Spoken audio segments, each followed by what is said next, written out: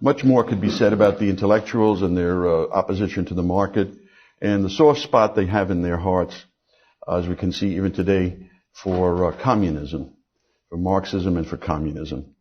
And the double standard that they apply to the crimes of communism vis-a-vis the crimes of National Socialism. National Socialism, Nazism, they consider a racist, understandably enough, a racist philosophy, very limited in its application, whereas communism is a universal creed, holding out hope for all of mankind, and a kind of successor to the Enlightenment idea, or an outgrowth of the Enlightenment idea. Here, what you have is the intellectuals' typical proclivity for replacing actual reality, what happens in reality, the crimes, for instance, that are committed in reality, and preferring to deal with rhetoric and the way people, different ideologies present themselves. But it's not only against the market that we find intellectuals reacting. Intellectuals have another proclivity, which is, in a way, is another aspect of their opposition, the opposition they tend to show to the market, and that is that they are pro-power. Intellectuals are drawn to power. This is very easily demonstrated. One of the best things that Jeff Tucker ever published in the free market, and there have been very many very good pieces in the free market and continue to be, but you can check it on the archive for the free market. It's by Robert Higgs, and I believe you can look up his archive or look under Robert Higgs in the free market. I think it's called No More Great Presidents.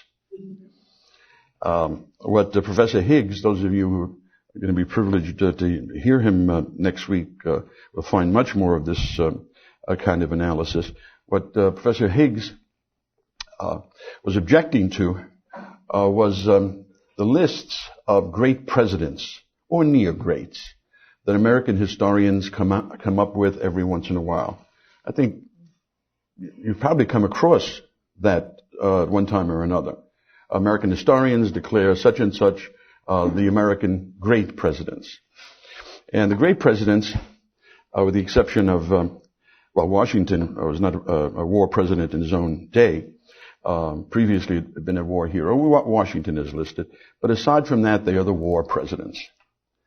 And it's in war, really, that presidents seem to show their greatness.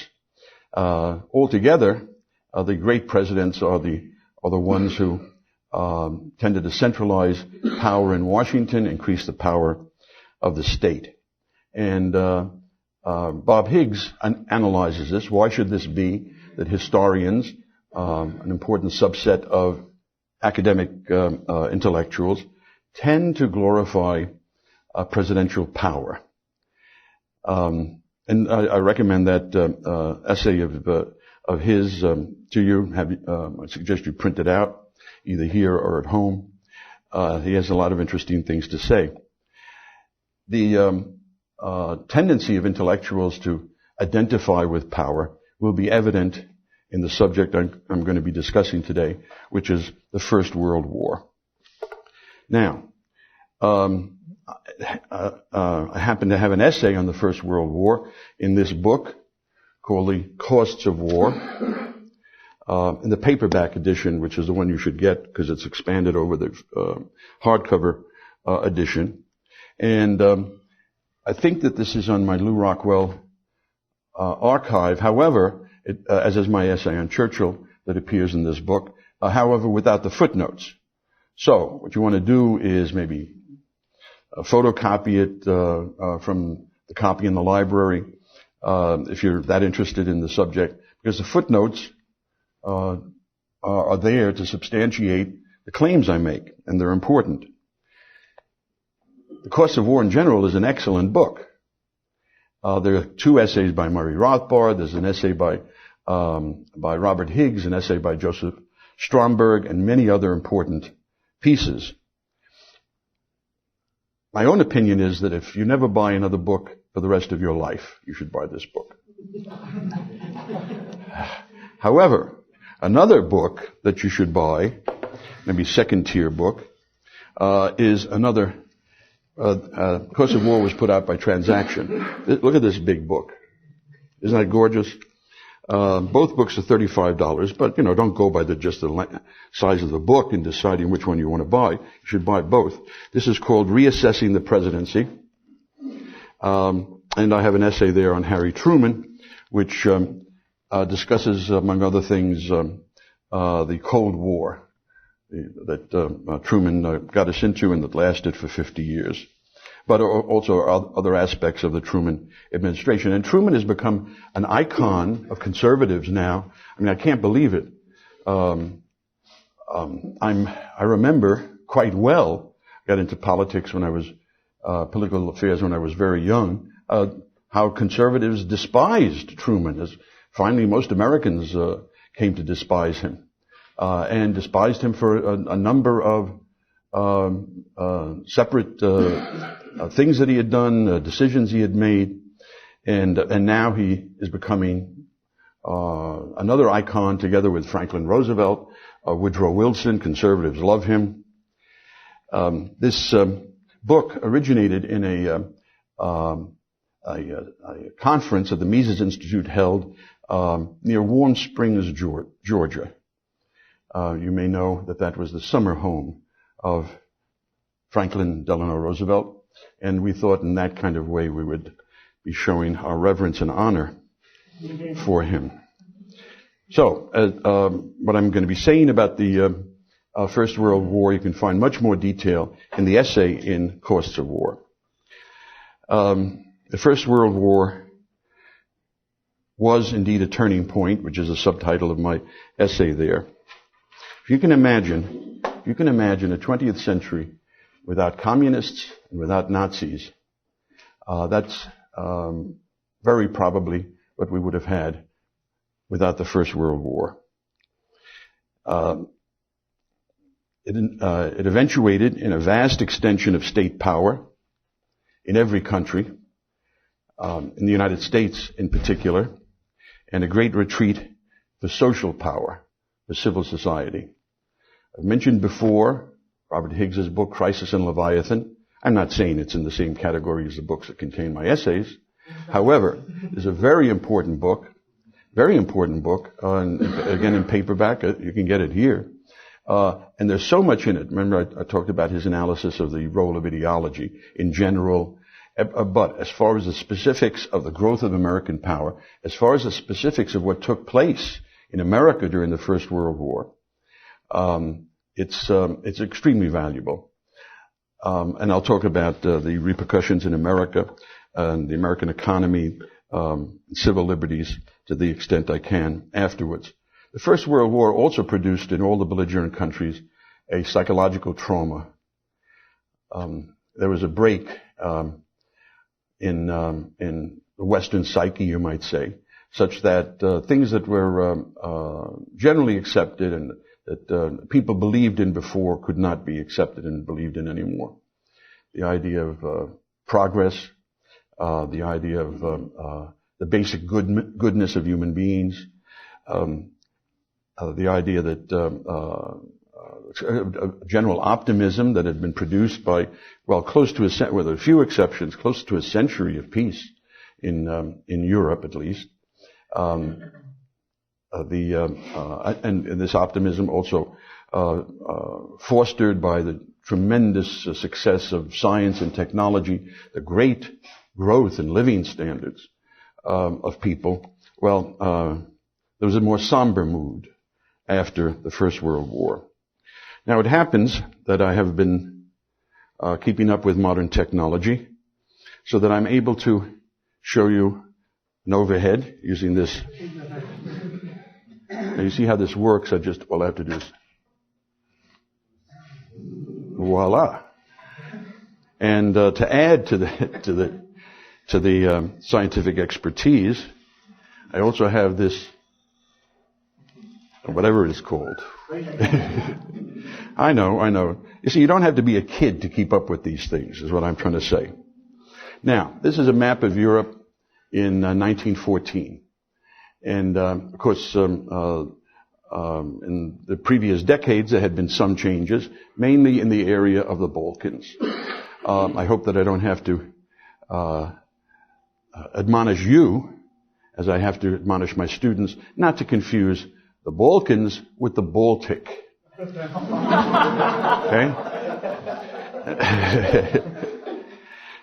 You think that's funny, Daniel? Now, the important fact about, let's say the single most important fact about this Europe is the existence of a powerful, unified Germany, from the French border to Lithuania here, from the Baltic Sea to the Alps. And that had come into existence in 1871 mainly through the genius of the Prussian minister and subsequently German Chancellor Otto von Bismarck, with a C. Looking back, we can see that it wasn't the best solution to the German question. The German question was this: that Germany had was divided at the Congress of Vienna into 39 different states, some larger like Prussia, medium-sized like Bavaria, some just city-states like Frankfurt and Hamburg. And it was a confederation. Why this came about has its roots in history with the Holy Roman Empire and so on. But many German intellectuals came to the conclusion that the Germans should have their own state also. My heavens, the English have had their state for so many centuries, the French, the Spaniards, and then by the 1860s, even the Italians had a state of their own, and the Germans had to have a state also. The difference, let's say, between the Germans and the Italians is that a unified and centralized Germany could very well present, first of all, a temptation to the German leaders, and also then a danger to the other countries in Europe.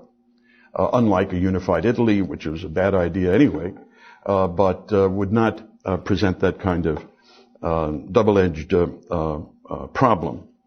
Now, Bismarck was a very intelligent man, although this afternoon I'll be talking about the origins of the welfare state, and he plays a key role there. And Mises is totally justified in saying, from the point of view of liberalism, he was the worst disaster of the 19th century in Europe.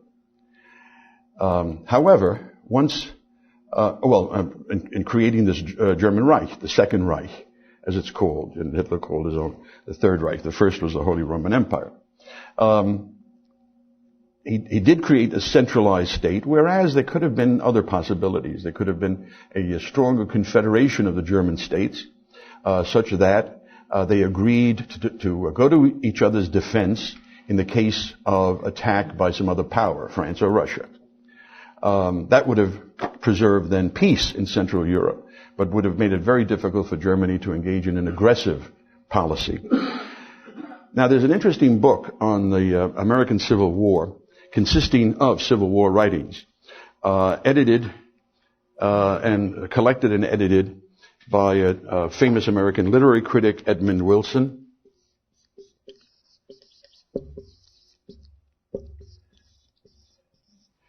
Called Patriotic Gore.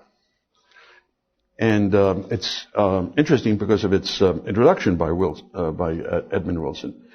And Wilson here, very perceptively, compares Bismarck to Abraham Lincoln as the creators of powerful, modern, centralized states.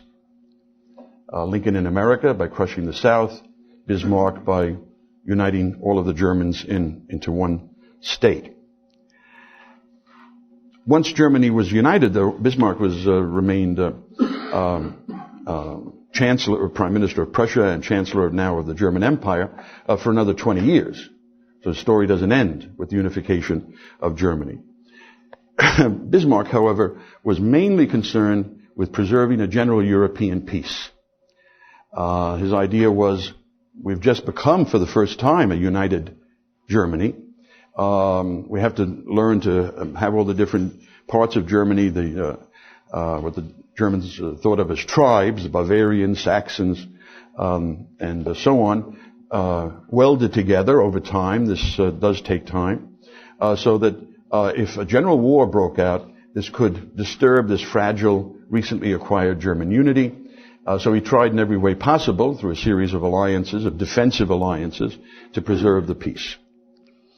They were defensive alliances, that is, they obliged both sides to remain neutral in case in case one of the other partners was attacked.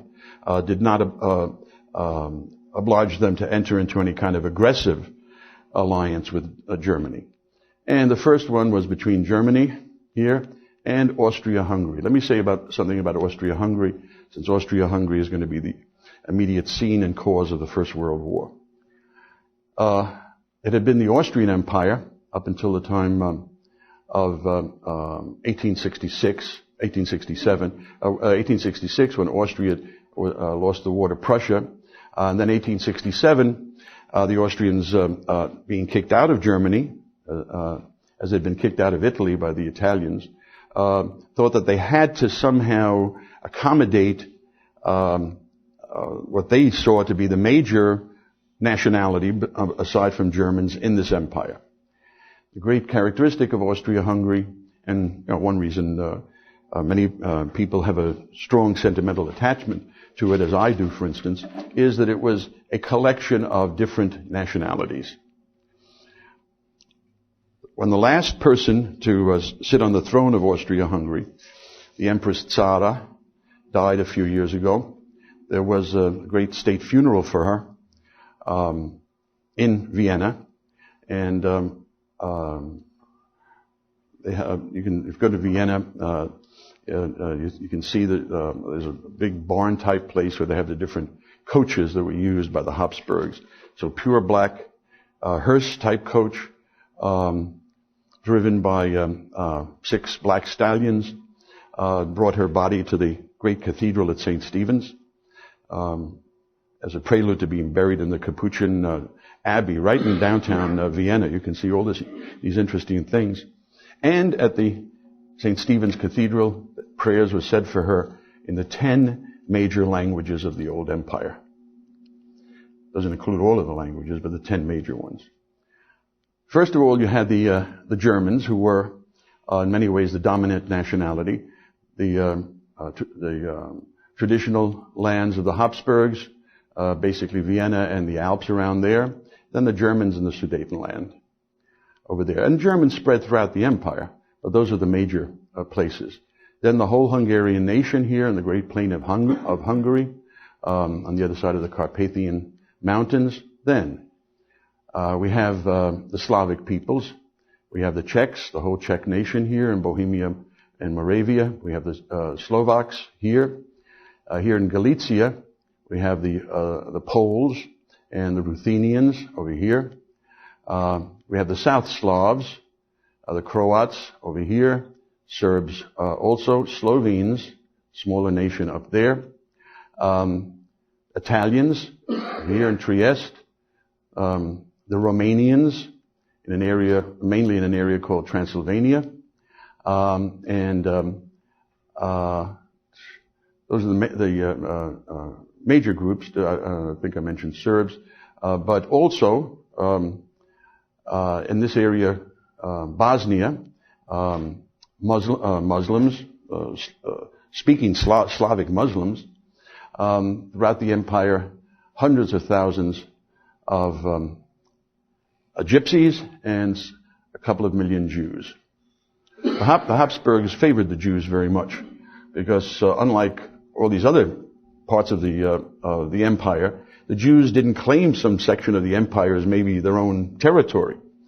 They were very loyal to the Habsburgs, as the Habsburgs were to them. However, let me point out that by 1914 there is a country called Serbia here, while on the other hand there are Serbs living within the Austro-Hungarian Empire. So the first treaty that Bismarck brought about was one between Germany and Austria-Hungary. And then in 1882, Italy was the Italian government, the vicious, corrupt, unspeakably evil government in Rome, with the House of Savoy. It must be the stupidest house in ruling family in European history. One loser after another. But they were unified, and they now considered themselves one of the great powers. So as great powers, they had to have a navy, they had to have an army, and above all, they had to have an empire. Before this time, they had managed to, we'll talk about imperialism in a moment, and I have a map of the empires of the world later. But the point is that the Italians were looking on this Arab territory here, Tunisia, as a future colony, you see, quite near Sicily, when, in 1881, the French took it over. And in a fit of pique, the Italians then turned and entered into the alliance with Germany and Austria-Hungary, and that became the Triple Alliance. You understand the assumption that Bismarck worked on, very sensible assumption, there was no way of getting an alliance with France. In fact, France had to be isolated. And a major reason was that one major mistake of Bismarck's in the 1871 treaty ending the Franco-Prussian War, the Germans annexed Alsace and part of Lorraine here, French provinces, and that was not something the French were going to forget. So we have now the Triple Alliance. Bismarck is dismissed by the new Kaiser, Wilhelm II, and Bismarck, of course, had meanwhile made sure that there was an alliance with Russia. He always got along well with Russia. He saw no reason for any conflict between Germany and Russia. So, and England doesn't count at this time because they are in this period of splendid isolation. Now, Bismarck, the new Kaiser comes in. Bismarck is dismissed. And the treaty between Germany and Russia, when it comes up for renewal, is allowed to expire. The idea being, how could a still absolutist monarchy like Russia ally with Republican France? Well, that's exactly what happens, because countries don't go by the ideology of other countries, but by what they consider as their own self-interest in allying with one country against another. And a possible danger. So in the 1890s, there comes into existence through a series of political and military treaties the Franco-Russian Alliance, now facing the Triple Alliance. It's a fact that of all the boy babies born in France in 1892, 1/2 will be killed or wounded in the First World War. Sort of 1/2 will be killed or wounded in the First World War. One of the nasty surprises that history has in mind for the Western peoples. Now, the French and English come to an agreement. Although there had been problems between the two of them, still French diplomacy was brilliant at this time, and an entente is formed, not a formal alliance as between France and Russia, but an entente, a cordial alliance, an entente cordiale between England and France. Nothing is written, and the English people, the British people themselves are not aware how over the next few years after 1904, there are military conversations between the French and the British military and naval leaders. And England begins, at least in the minds of the French, to agree to more and more obligations and duties in case of war. Entwines itself more and more with the military and naval policy of France. And then, in 1907, England and Russia come to an agreement about different problems that divide the two countries, and that comes into existence then what is known to history as the Triple Entente. Triple Entente of Great Britain, France, and Russia.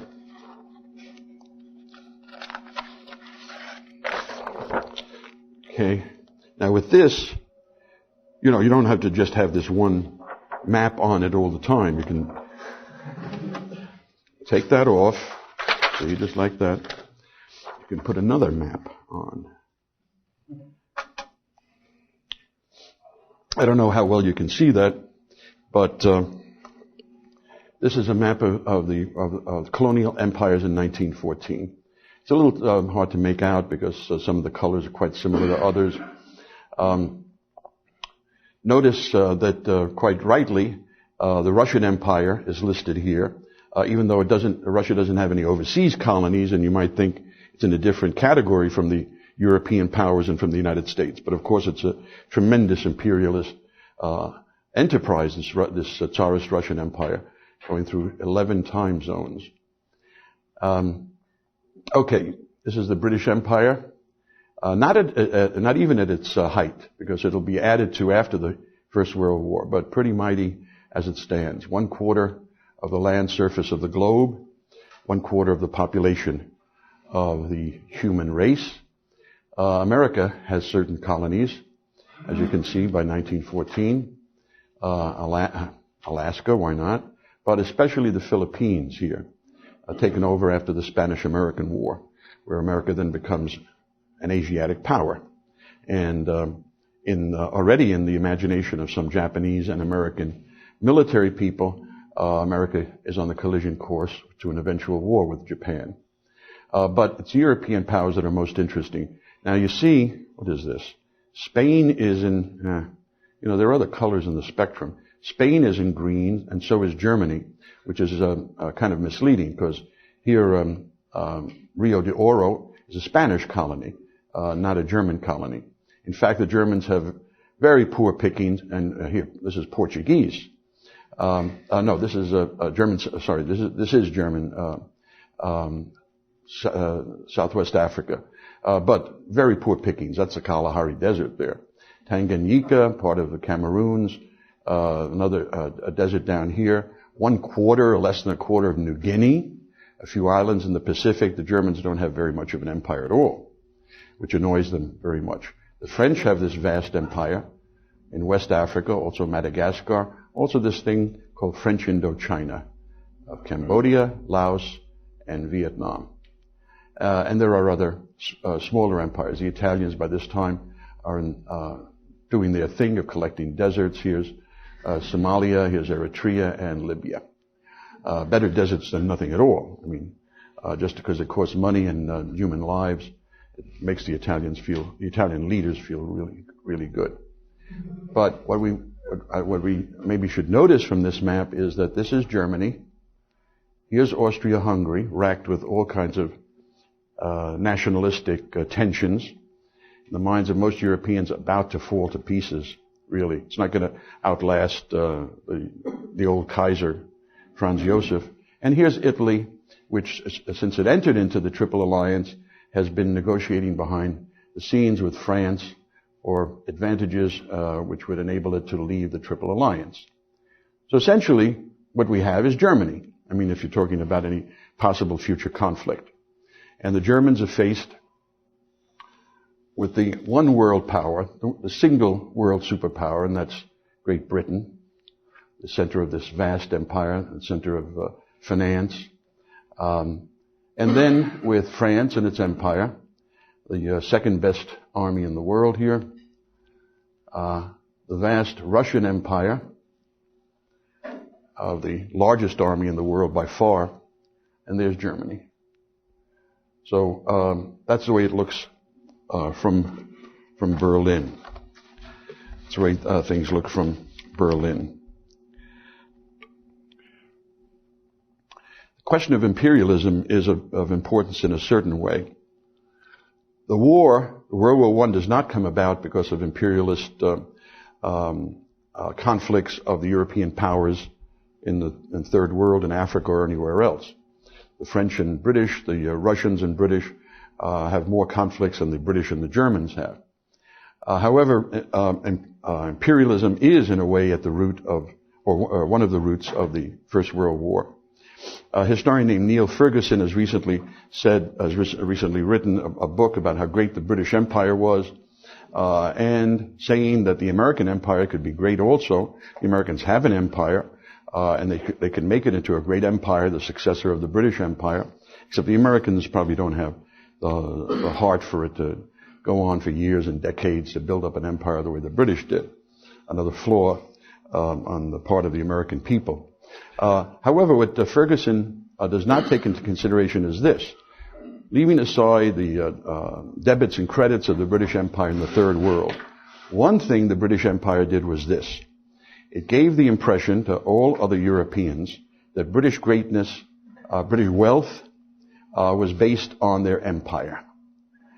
So it encouraged imperialism among other European people. In particular, very much in particular, it encouraged imperialism on the part of the German leaders.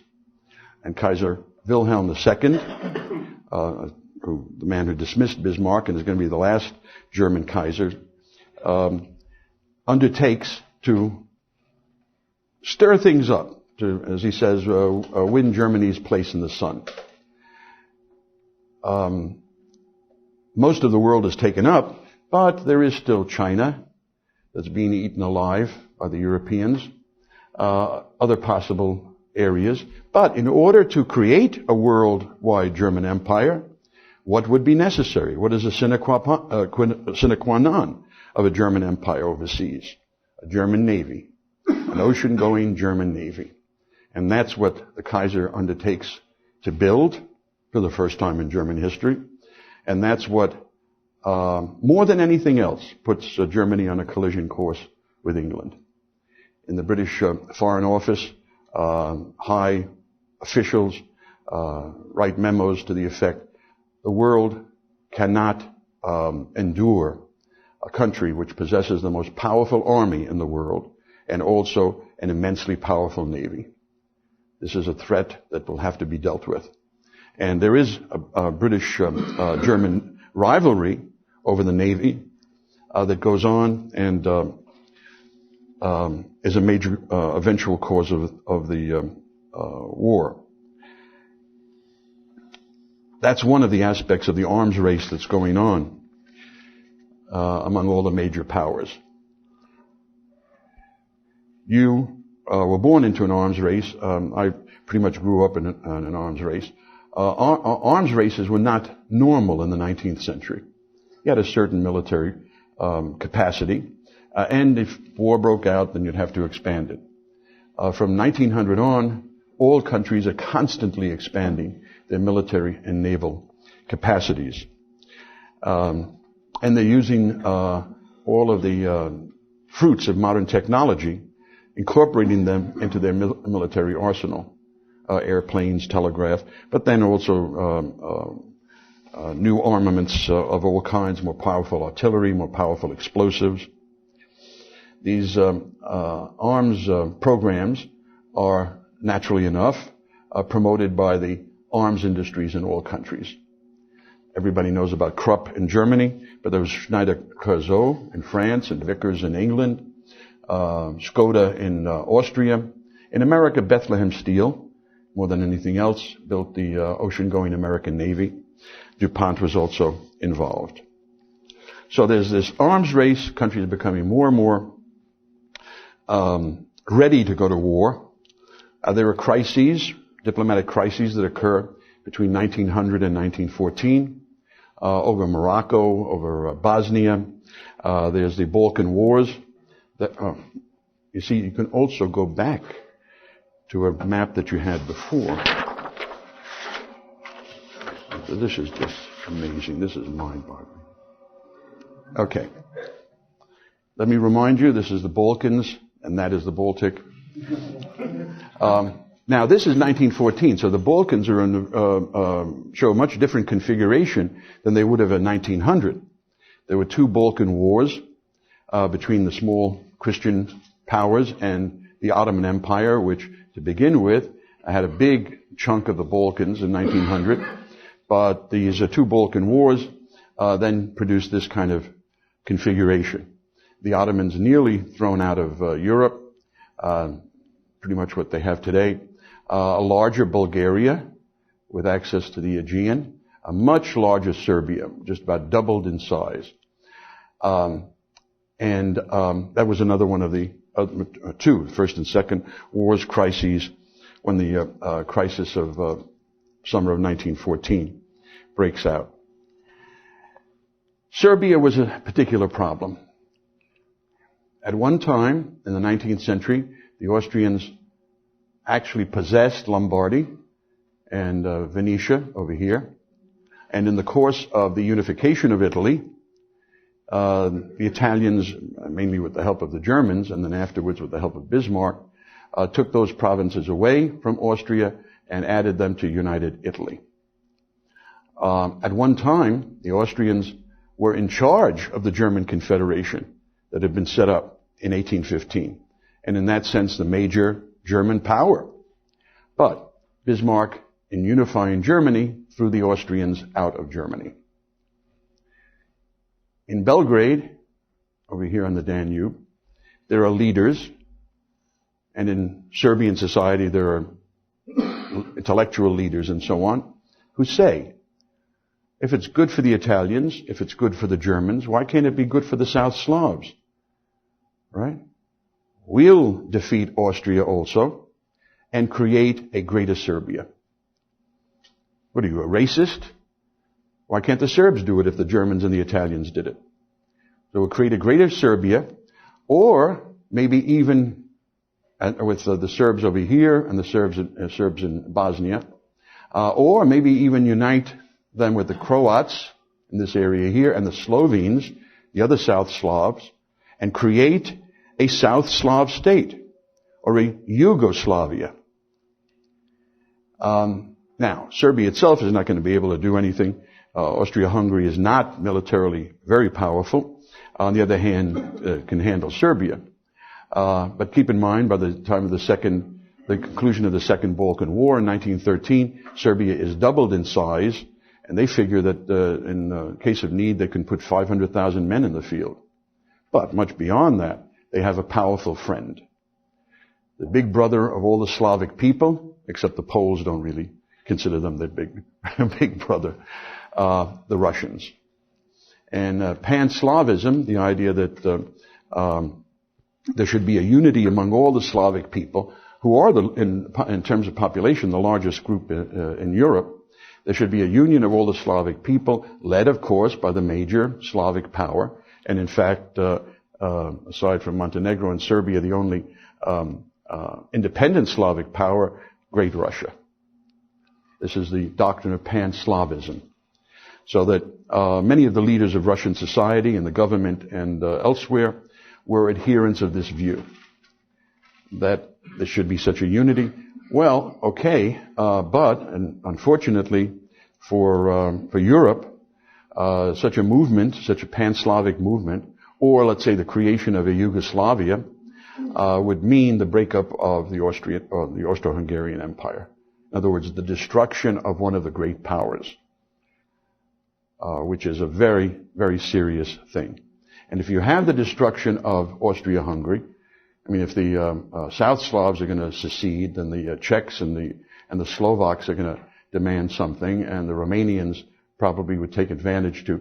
Transylvania is populated to a degree by Hungarians, but mainly by Romanians. It would be the breakup of the empire. And among other things, militarily speaking, it means that the whole southern flank of Germany is now exposed. So this is the problem of Austria-Hungary in connection with Serbia. Well, there were the crises, and the crises were weathered up until the summer of 1914. It's a very dramatic story, very interesting story. I tell part of it in this, in my essay in this book, a small part of it. I understand there's a new book by Thomas Fleming, not the Chronicles Thomas Fleming, but the popular historian on the First World War. And he writes very well. That might be something to look at. Okay. Naturally, there have been tensions in Europe for a long time. Everybody knows about the two different alliance systems that are facing each other. Everybody has contingency plans in the event of war.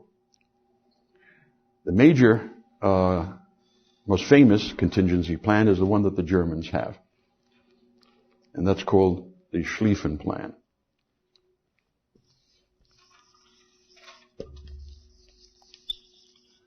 Von Schlieffen, of course. What to do in the event of a war against Russia and France at the same time. In other words, what to do in the event of a two-front war. The basic, and von Schlieffen was the head of the German General Staff. The basic idea is that you can't simply divide the German forces in half. They're inferior. Half is inferior to the French. The other half would be inferior to Russia. So the concentration will be on France. You really can't knock Russia out of the war in that kind of way. I mean, they have all this territory to retreat to. So the concentration would be on France, to knock France out of the war as quickly as possible. Then, while the Russians are laboriously mobilizing, still a backward society in many ways, after the French are effectively defeated, then shuttling the German army to the excellent system of German railroads to the Eastern Front, meeting the Russian army probably somewhere in East Prussia, and defeating them. In order to defeat France quickly, well, the area of the Vosges Mountains here is not such a favorable territory. The decision is made to go through northern Belgium. Belgium neutrality was guaranteed by the European powers, and that becomes the excuse that the British used to get into the war. The Archduke is assassinated in Bosnia at Sarajevo by terrorist freedom fighters. Right, depends on which side you're on. People who want to strike a blow against Austria-Hungary by assassinating the heir to the throne that will very quickly become vacant because Francis Joseph is so old. So, Bosnian Serb students are recruited by a secret society inside Serbia to assassinate the Archduke, which is what they do. The Austrians say this is the last straw. The Serbs have been aiming at the destruction of the Austrian Empire for a while. Propaganda, previous assassinations of lesser officials, and they decide to put an end to the Serbian threat. They get the okay and support of Kaiser Wilhelm, and then things start happening very quickly in the last days of July 1914. We know a lot about it. Everybody published their memoirs afterwards. Everybody is sending telegrams from one place to another. So those are on the record. Many of the secret conferences in the governments have been made public. We know a lot about what happens. What happens essentially is that Austria declares war on Serbia. After Austria sends an ultimatum to Serbia, demanding concessions that the Serbs couldn't possibly give without giving up their sovereignty, basically. The ultimatum is phrased in such a way that the Serbs would turn it down, so that the Austrians would have an excuse to invade and to do away with Serbia once and for all, divide it up. When in St. Petersburg, the Russian foreign minister sees the text of the Austrian ultimatum, he turns to the Austrian ambassador and says, "C'est la guerre européenne." This is the European war. This is the war that we've feared for so long, and you've just, as he says, you've set fire to Europe. The Austrian position is, it's a question of our own survival. If Serbia can get away with this, very soon it will be the end of a very ancient empire. And a nation is entitled to fight for its survival. What are the Russians fighting for? They're fighting for prestige and for one of their protégés.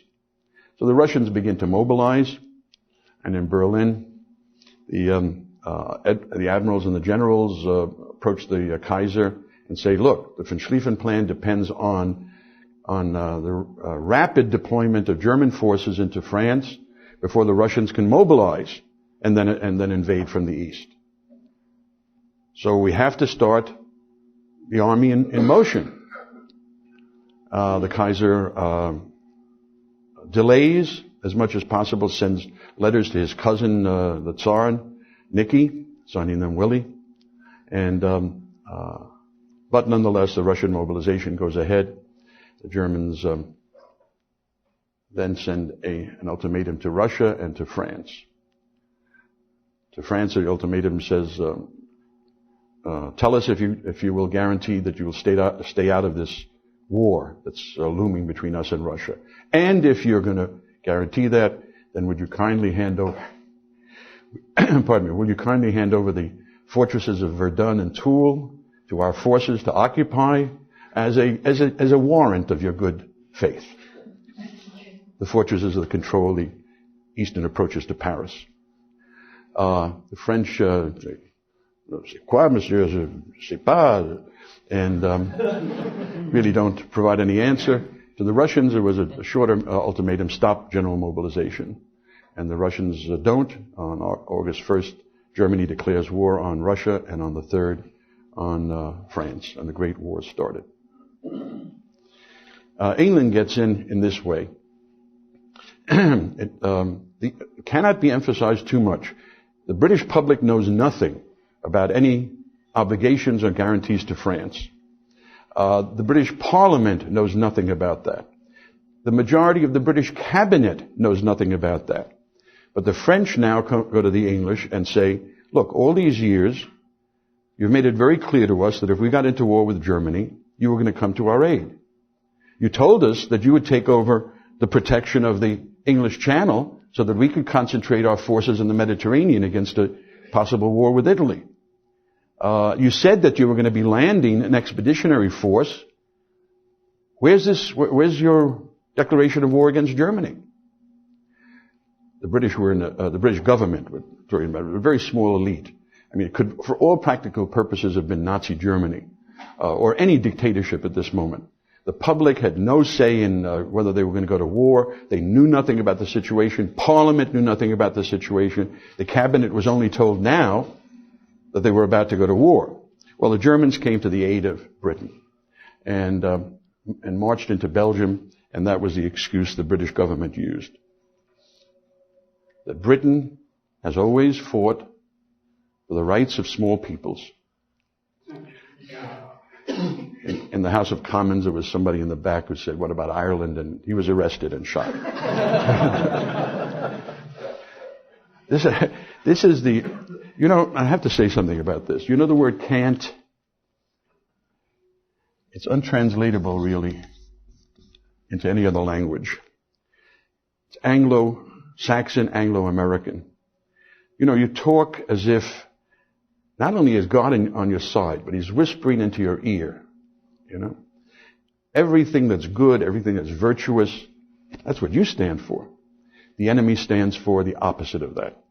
And it's an old tradition in England, taken over then by the American governments, and the American, continually through the 20th century. This cant, this talking in this self-righteous kind of way. So England sends an ultimatum to Germany, now they're in the war. There's a lot of things that happen that would be interesting to get into, but I don't really feel that I can justify most of it. However, one thing is quite interesting and important, and that is that in these days, war was greeted with jubilation by the people. Eyewitness accounts tell of these huge crowds in Berlin, in St. Petersburg, in Vienna, in Paris, in London, wild with enthusiasm because war has broken out. All of this namby-pamby peace that had been going on so long, that capitalism flourished under, all of these tens of millions and hundreds of millions of new people, new human beings that came into existence because of the development of the market and capitalism. That's really kind of boring, isn't it? Bertrand Russell, when war was about to be declared, wandered around the streets, the famous philosopher, wandered around the streets of London looking into people's faces. He couldn't believe it, how happy they were that war was going to come. Well, okay. 1 million Englishmen are going to die. And on and on. But connecting with what I was talking about yesterday, the intellectuals were rapturous about war. There were a few who were very skeptical and saddened by the war. Bertrand Russell, for instance, Einstein, who was in Switzerland at the time, others, but even Freud in Vienna at first was enthusiastic for the war. Mises, I don't know his personal opinion about the war. Afterwards, he thought that the Germans had been responsible for pushing the Austrians into it, but he served in the Austrian army. Yeah. But there's a very interesting book by Roland Stromberg, not any relation to our own Joseph, but a historian of this period, called Redemption by War. And it's particularly about the intellectuals of the European countries and also the United States. And it's interesting to read these few pages because we're talking about the most famous intellectuals of the time. In France, in Belgium, Henri Pirenne, one of the great pioneers of the idea of the European miracle, great economic historian, savagely anti-German. In England, R.H. Tawney, these are, believe me, famous people. Arnold Toynbee, afterwards regretted that he had written atrocity propaganda against the Germans just to help the British war effort. In Germany, Friedrich Tönnies, the most famous sociologist of his time. Durkheim in France, another very, very, maybe as famous as sociologist, each bitterly hurling insults at the other side, talking in favor of their own government. In Paris, the two great historians of the French Revolution, Mathieu, whose hero was Robespierre, and Hollart, who's the moderate, whose hero was Danton, both, of course, in favor of the war. And Robert Higgs talks about the Americans, and Murray talks about the Americans in this intellectuals in this book, in his essay in this book on Costs of War. Now Stromberg has some interesting comments on this phenomenon. He said that what war did when it came was enable the intellectual to feel powerfully and to articulate his feeling in powerful and aggressive ways. He could now identify totally with his community and with his government now, and marching armies and fighting navies and so on. It gave him a great personal sense of power, which intellectuals generally don't have. But this held not only for intellectuals, but for people in general. Stromberg talks about these exciting expressions in an age of unparalleled expansion of individual consciousness reduced to the same thing. The effort of this individual consciousness to come to terms with the collective mentality from which it was being separated. The most basic factor was the resurrection of community. The book was published last year by a man named Chris Hedges on war. I think the subtitle is that which gives meaning to our lives. Hedges is a war correspondent, has been all over the world. And it's not that he says that some have not been terrible aggressors who had to be put down by war, but he also notices the psychological effect of war, as we perhaps are noticing ourselves. Nobody could have missed must have been millions and millions of flapping flags. Couldn't get anywhere without seeing them massed in any American city anyway. Now, the average individual was able to identify with something higher and feel the power of all the other individuals with their flapping flags from their car antennas. And also with the might of the American government that was going to smash to smithereens these enemies of the United States. So that this sense of community fostered by military might becomes quite evident at the time of the First World War. Okay. Now, the Schlieffen Plan doesn't work. The French, as decadent and worthless as they are, in the eyes of the Germans, were able to knock the heads of the Germans together at the First Battle of the Marne and stop the Germans, but then created the Western Front, the trench warfare that went on for 3.5 years. The British, of course, used their unsurpassed navy and declared a blockade of Germany. The problem was, one of many problems was that by international law, blockade has to be close in, by surface ships, close into the coast. What the British did instead was to lay mines, the entrance to the North Sea over here, and also the entrance to the English Channel over here, the semi-permanent or pretty permanent mines, of which they had maps so that if you were on their side, you could get your ship through. They would tell you how to get it through, but it would stop anybody that the English wanted to stop. They also declared a whole list of things to be contraband that could not reach Germany or even reach neutral Dutch ports, because the British said from there they could easily get to Germany. So we're going to stop them from getting to Rotterdam also. And among the items on the list of contraband was food. The beginning of the British hunger blockade of the Germans, to which the Germans retaliated. Their surface ships were swept away pretty quickly. They retaliated with U-boats and the sinking of British ships. This brings America into the issue. Now,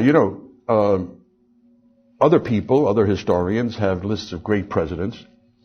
Joe Stromberg and Bob Higgs and I and Don Livingston and others have our lists of the worst presidents. And we argue about this in a good-natured kind of way, because the same presidents are pretty much on our lists. It's just a question of which one was really the worst president.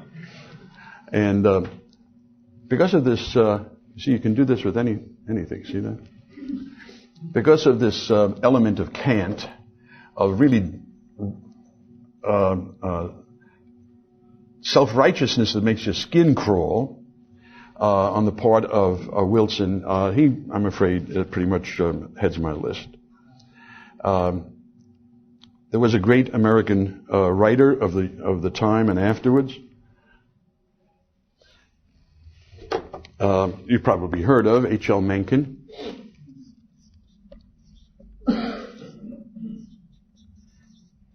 Who really is worth reading even now, who said that Woodrow Wilson had a very high opinion of himself. He thought, in fact, that he was the natural candidate for the first vacancy in the Trinity. And that really is not really too far from the truth. The son of a Presbyterian minister and a person who always thought himself right. You can read about Wilson and the references to literature on Wilson in my essay. A very good book, not by a professional historian, but by a scholar who is also a journalist, by Walter Karp. I think it must be out of print by now, but you can find it, I'm sure, in almost any library, called The Politics of War. And what Karp does, in a really very enjoyable style, much more enjoyable than most academic historian style, discusses first McKinley and the Spanish-American War, but mainly concentrates on Wilson and how we got into this war. Because Wilson from the start says, we're not gonna, this is terrible, oh, this is so terrible. Because he's a compassionate humanitarian liberal in this new sense of new liberal. So he hates war. As Roosevelt said, I hate war, I despise war. Karp shows how by his actual actions and what he said privately, behind the scenes, to his confidants and so on, Wilson was moving steadily to war with Germany. An excuse for not war, but the framework for inevitable war came in May of 1915 with the sinking of the Lusitania. I say we didn't get into war right then. It's just the policy the American government took. The Lusitania was a British liner, a passenger liner, happened to be carrying munitions of war at the time, and sunk by a German submarine. About 128 Americans died in that incident. The American government's position immediately was that the Germans would be held strictly accountable for any loss of life by Americans on the high seas due to the action of German forces, regardless of any other consideration. The American Secretary of State at the time resigned in protest. That was William Jennings Bryan. He said, it's the British who are mixing together babies and bullets. We can't have this one-sided attitude towards Germany. And Wilson and his advisors and confidants took a different line. The Germans said, okay, we'll try not to do that, but you have to tell the British to do something about their hunger blockade, and also stopping neutral ships that are bringing food to us, and other interferences with neutral rights. And from time to time, the American government did send notes to the British saying you should stop doing this because in international law, doing one thing or another, because in international law you are violating the rights of neutral countries. But Wilson had very much of a hidden agenda. This was the Great War. The people who lived through it called it the Great War, and it was called the Great War for a long time to come. And he understood that if the Great War was settled in one way or another without the United States being part of it, America would have no say in the creation of the New World Order. And he had very definite ideas about what the New World Order would entail. They were the ideas of the so-called liberal, now we could say so-called liberal, ideologists of the time, writers of the time, that Murray deals with, the progressive, they use the term progressive very often, progressive writers around the New Republic and so on. Basically to bring democracy to the world, to impose democracy on the rest of the world, to make the world safe for democracy.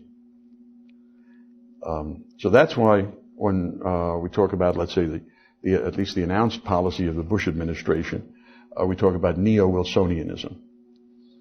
It's a revival of this idea that it is the duty, and certainly the right, of the American government to remake the whole world and bring democracy to all peoples.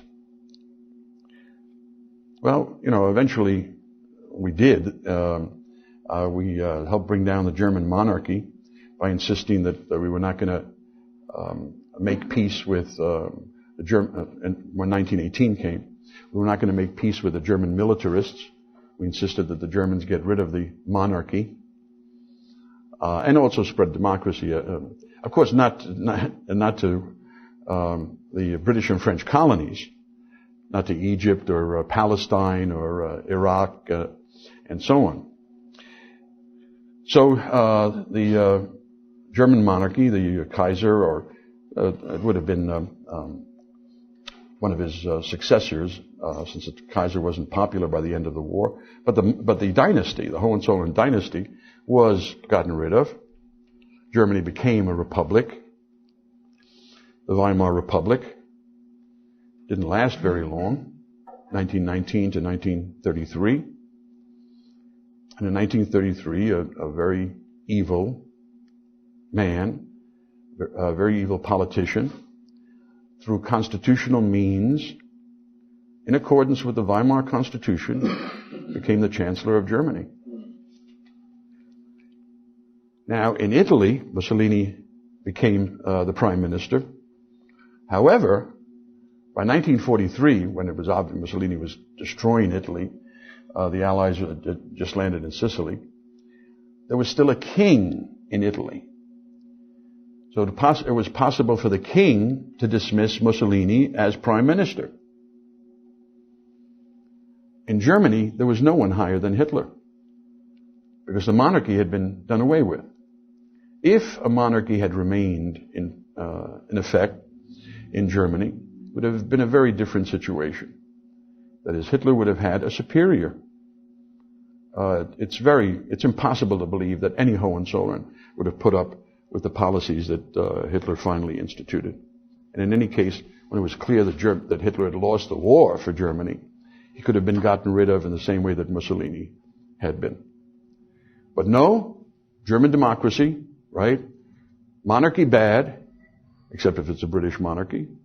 Republic good. Okay. German monarchy very bad. A little simpliste, perhaps. Why? He was a professor at Princeton, right? President of Princeton. American genius. Now, so we finally get into the war. By the end of 1916, the hunger blockade is really hurting Germany, and the Germans decide they have to break it one way or another.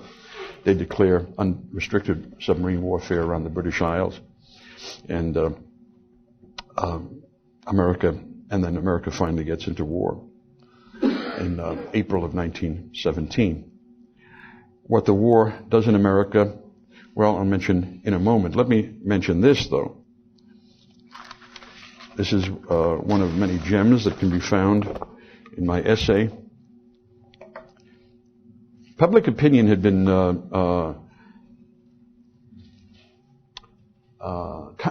concentrated on our problems with, before we got into the war, our problems with Germany, but also our problems with England. Because England was in many ways interfering with our neutral rights.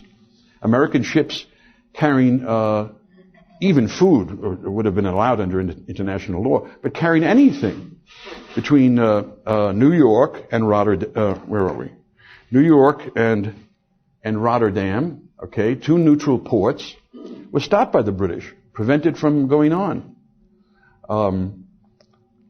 Mail was taken off American ships because in some way it would be helping the German war effort.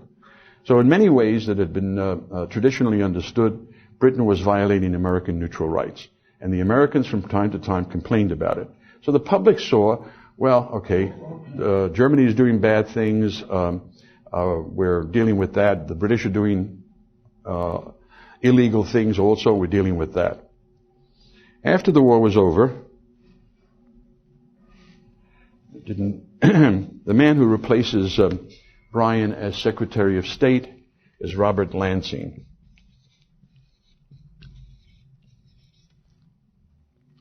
Another Wall Street lawyer. After the war, Lansing wrote his memoirs. And this is what he wrote. In dealing with the British government, there was always in my mind the conviction that we would ultimately become an ally of Great Britain, and that it would not do, therefore, to let our controversies reach a point where diplomatic correspondence gave way to action. Once we joined the British, we would presumably wish to adopt some of the policies and practices which the British adopted, because our aim also would be to destroy the morale of the German people by economic isolation, which would cause them to lack the very necessaries of life. Admitting that the point of the British blockade was to starve the civilian population into surrender. And this is what Lansing, the former Secretary of State, the man who was Wilson's Secretary of State when we entered the war and at the Paris Peace Conference, said, "Everything we did was submerged in verbiage. It was done with deliberate purpose. It ensured the continuance of the controversies and left the questions between America and Britain unsettled, which was necessary in order to leave this country free to act, and even act illegally when it entered the war." That's a pretty candid, stunning admission. But then when you read that the American people had become terrible isolationists, xenophobic, hiding their head in the sand, wanting not to have anything to do with the world, and so on. Well, that's overstating it, but this is what their leaders had admitted that they had done to them in the First World War. We lied to you. The equivalent now of them saying and admitting we lied about the weapons of mass destruction. Don't you understand? We had to have some kind of excuse like that. We just lied about it. What are you going to do to us? And anyway, I want you to maybe think about that the Secretary of State had himself openly admitted what had been done. So it was maybe natural that the American people were suspicious about another crusade in Europe on the part of another liberal democratic president. Now, in the course of the war, you can read in Higgs's book much of what happened to the American economy. The American economy, well, the railroads were nationalized, price and wage controls. For the first time, rent controls were put in Washington, D.C., the first time in American history. A War Industries Board was set up that controlled most of the production of the United States under Bernard Baruch. Conscription, of course, a mass conscription. Joe Stromberg mentioned that the First World War was worse from the point of view of civil liberties than the Second World War, with the exception, of course, of the internment of the Japanese Americans in the Second World War, which is an interesting story all in itself. To my mind, these humanitarian liberals are, in fact, very humane and compassionate until you get in their way. And then there's no stopping them. There's nothing they're not going to do to you. Here, 120,000 Japanese Americans, some of them were resident aliens just because they weren't born here. They wanted to become citizens, but Japanese were not permitted. Japanese born in Japan not permitted to become citizens. But 80,000 Japanese born in America put into concentration camps, not death camps, but they were concentration camps in the traditional understanding of concentration camps. Why? On suspicion that they might might commit acts of espionage and sabotage. And the Supreme Court upheld this. All the liberals, Frankfurter, Black, and so on in the Supreme Court thought this was perfectly okay. You look through the Constitution. Where does the Constitution say that you cannot take 80,000 American citizens because of their ethnic background, citizens accused of no crime, not even suspected of any crime, individually speaking? What is it in the Constitution say that you can't take them and put them into concentration camps? That's ridiculous. Of course, the Constitution allows something like that. Right? The Constitution is not the Bill of Rights is not a suicide pact, as they say nowadays. If you want to throw all these Japanese grocers and florists and fishermen and fishmongers, into camps in Arizona and Arkansas, you have the perfect right to do it. Well, that was the worst thing that happened in the Second World War. The general suppression of civil liberties was not as bad as in the First World War. First World War, thousands were arrested for violating the Espionage and Sedition Acts on the basis of nothing, as I'll mention, I'll talk about in a moment in the case of Eugene Debs. But the reason why it was relatively mild in the Second World War, I think, is this: that in the First World War, the men who got us into the war were really afraid of what might happen at home. We'd never sent a conscript army overseas. The army in the Philippines was a volunteer army. We'd never sent a mass army to Europe. The Germans were a very large part of the American population and relatively recent immigrants. There were towns like Cincinnati. There were mainly German towns like Cincinnati and St. Louis and Milwaukee. And people who were proud and understandably proud of their culture, their heritage, attachments to Germany. no way of knowing what was going to happen in America in this war. So they came down as hard as they possibly could, as severely as they possibly could, and you can read about it. Some of the things are laughable. There were also the volunteer patriots. That is not the official paid patriots of the government agencies, but the volunteer patriots. Among historians, to talk about that again, Mencken talked about George Creel, who was the head of the major government propaganda agency, the first American government propaganda agency, who hired historians to write propagandistic accounts of the whole history of Germany and how the war began and so on. Mencken referred to George Creel and his herd of 2,000 historians, which is a good way of putting it.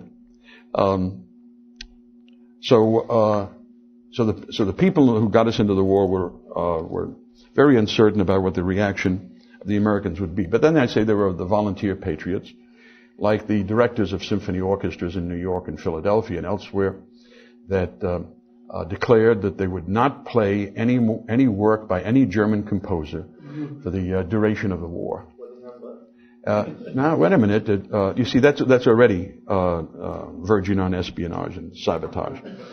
Yeah, well, it occurs to me also. How many times can you hear Bolero and March Slav? Speaking of German in public was prohibited in whole states like Iowa. In other states, using German on the phone was prohibited. Just craziness. Well, like freedom fries, right? Poor American people. The case of Eugene V. Debs is particularly interesting. We all know that Woodrow Wilson was a humane and compassionate man, and a saint and a martyr and all kinds of things. We know that, don't we? However, there was this interesting case, besides the thousands of other people who were arrested, Lutheran ministers arrested for on no rational grounds. But the case of Eugene Debs was particularly interesting because he was a very prominent figure. He was the head of the American Socialist Party. Socialist Party had gotten hundreds of thousands of votes in elections. It was a very big factor in the West, especially. And in the speech in Ohio, Debs told a convention of socialists that the reason we got into this war was because of the bankers. What he had in mind was that as soon as the European war broke out, J.P. Morgan, the House of Morgan, became the suppliers of the British and arrangers for finance of British needs in the war. And as one of the vice presidents of the House of Morgan testified after the war, we felt ourselves to be agents of Britain from the beginning. Well, whether that was the major reason we got into war, in any case, that's what the socialist leader Debs said, that it's the bankers who got us into war. Somebody in the audience took down what he said, brought it to the federal authorities, who said that Debs violated the Espionage and Sedition Act, which prohibited interfering with recruitment for the armed forces. He had said nothing about violence in his, nothing provoking violence in his talk. I don't think he'd said anything about conscription one way or the other. In any case, there were no young men of eligible age in the audience who complained about it or were pointed to as people whose patriotism was possibly subverted by this talk. It was a political talk. He was put on trial, sentenced to 10 years in a federal penitentiary in Georgia. Now, the war is over. There had been prisoners of conscience in every country, dissidents who were arrested. One by one, one by one, they are pardoned in other countries, but not in America. Wilson was sick at this time. And people came to him and said, Debs is ailing. He might die in federal prison. Why don't you pardon him? And pardon some of the others as well. And it's clear as anything. We have the testimony from his Attorney General, Palmer, who who was a fanatic a trampler on civil rights, the famous Palmer raids. But Palmer said, "Why don't you pardon Debs?"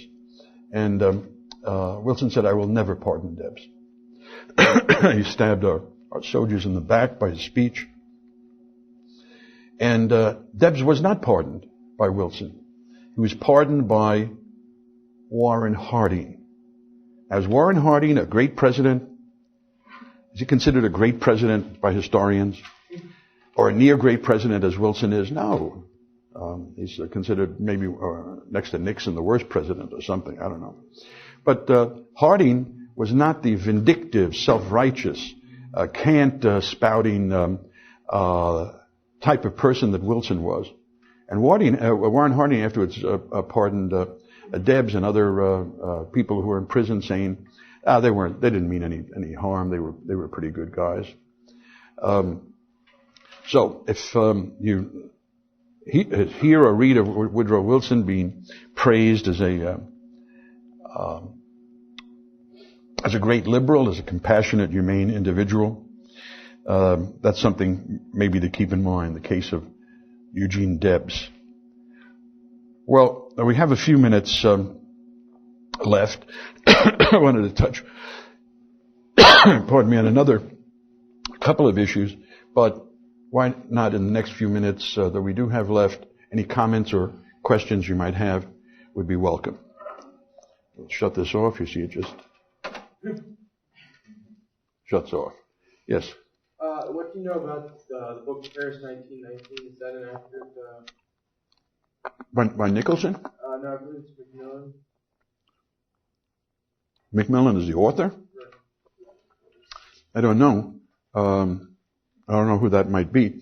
Since the Paris Peace Conference, many people wrote books about it. One was written by Harold Nicholson, who was part of the British delegation. Interesting insights into what was being done there. I think it was called, or maybe Paris Peacekeeping 1919. But there have been other books. John Maynard Keynes was at Paris, part of the British delegation. And I think his best book was The Economic Consequences of the Peace. The vindictive peace that was imposed on Germany so distressed him that he resigned from the British delegation, as did some others. Yes? I wanted to ask about how the American democratic ideology in World War I affected America's relations with Russia, which, of course, had a coup d'etat government. How did those two tendencies... Of course, the American government was against the Leninist regime from the beginning. Sure. The United States sent troops to help the anti-communist side in the Civil War. Everybody knew, and it was public knowledge, of the troops we sent to the Far East, because there the American claim was the troops were there to stop the Japanese from maybe trying to take over some Russian territory. But there were also American troops, the presence in Russia of whom was kept secret for a long, long time. That was the troops sent to the north of Russia in the Arctic Circle area around Archangel, and their aim was to help the white cause. The Soviets take over in October, or the new calendar, November of 1917. The war is still going on, of course, in the rest of Europe. But one reason the Soviets came to power was that the people who had overthrown the Tsar refused to get out of the war, refused to make peace with Germany. So from March or February of, depending on the calendar, of 1917 to October or November, Russia is still in the war. The Germans naturally would like to have Russia get out of the war.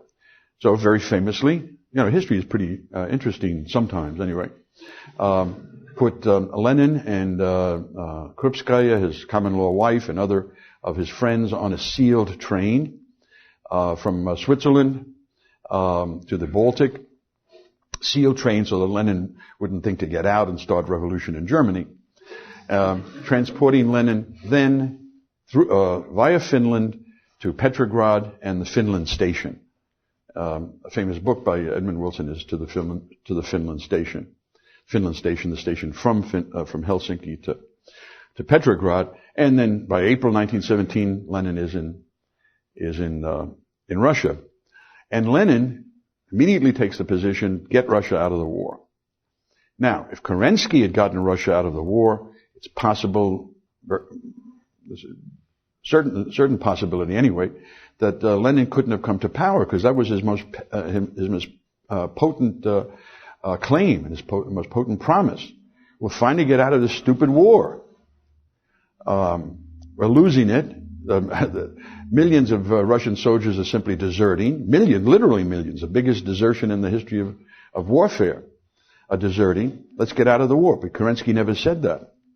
So Russia remained in the war, and then Kerensky lost any kind of support. Lenin came to power. The first thing that Lenin did was to send a message to the Russian troops: cease firing on all fronts and fraternize with the enemy. Cease firing on all fronts, because if the war kept on, the Germans would topple the Bolsheviks as well.